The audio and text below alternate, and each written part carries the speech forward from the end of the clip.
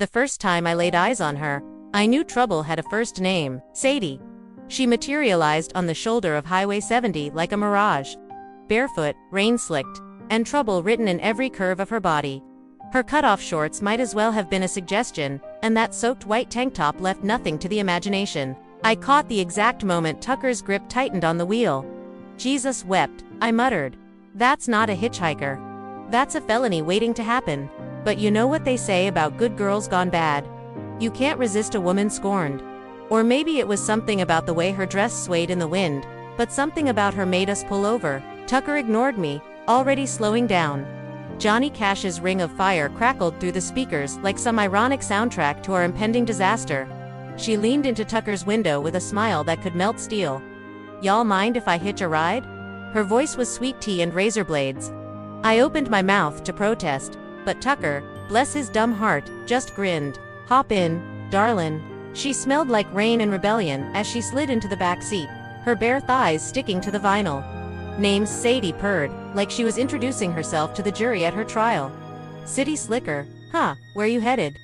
I kept my eyes forward, willing myself to disappear into the dashboard. Before I answered, Sadie spoke again. Nowhere in particular. Just see where the road takes me.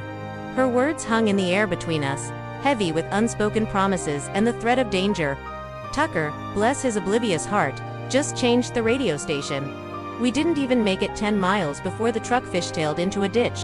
1 minute we were arguing about Tucker's shitty taste in music, the next we were axle deep in Arkansas mud. Sadie just laughed like this was part of her plan. I climbed out of the truck, instantly regretting my choice of footwear.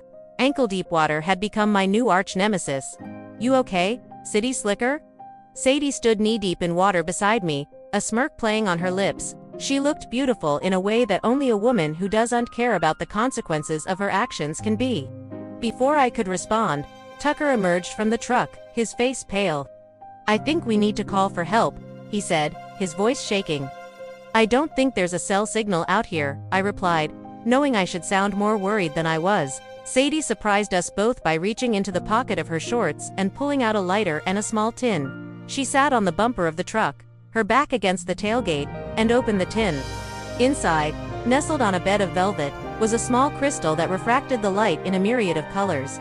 She inhaled deeply, then exhaled slowly, a satisfied smile on her face. Now that's what I call a perfectly wild ride, she said, her eyes sparkling with mischief. Just wait till I tell the girls back home about the crazy adventures we had today. As the sun began its slow descent, casting long shadows around us, Sadie suggested we make camp. We can huddle together for warmth, she said with a wink, or if you'd prefer, we could play a little game called Truth or Dare. I shook my head, hoping she wouldn't pick Dare. But Sadie was already on her feet. Truth or Dare, city slicker. I swallowed hard. I was pretty sure I didn't want to know what kind of truths she had in mind. Dare, I want you to do your best Arkansas accent and ask a local for directions to the nearest Walmart. I bet they won't be able to understand a word you're saying. I sighed dramatically. This was gonna be one hell of a night. The sleeping bag wasn't meant for two. I realized this when I woke to Sadie's breath on my neck, her hand sliding under my shirt like she owned me. You've been watching me all day, she murmured. Time to put up or shut up. And I did both. The next morning, when I finally woke up, the sky was gray, and the air was heavy with the smell of impending rain.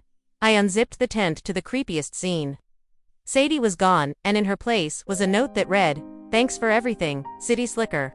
Hope your day is filled with more excitement than mine. Always remember, the best girls are the ones who take risks." Below the message was a crudely drawn picture of a fish. It was signed simply, Sadie. With a sudden chill, I realized I wasn't just getting out of this situation unscathed. Sadie had left her mark on me, and I knew, with equal parts terror and exhilaration, that she was right.